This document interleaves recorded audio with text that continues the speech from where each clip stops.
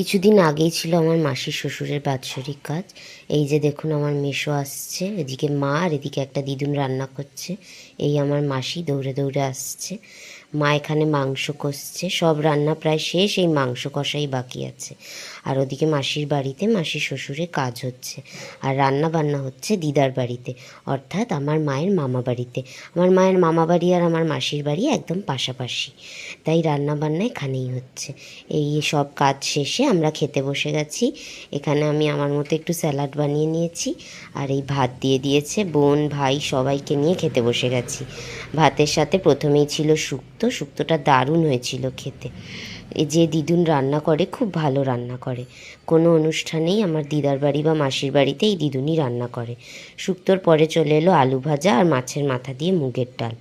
তারপরেই চলে এলো কাতলা মাছের কালিয়া, আমি একটা লেজা নিয়েছিলাম। আর তারপরেই ছিল মাংস আর চাটনি পাঁপড়। আমি চাটনিটা নিইনি, তাই ভাইয়ের থালা থেকেই চাটনি আর পাঁপড়ের একটা ক্লিপ নিয়ে নিয়েছি। আমাদের তো দারুণ মজা করে কাটলো দিনটা।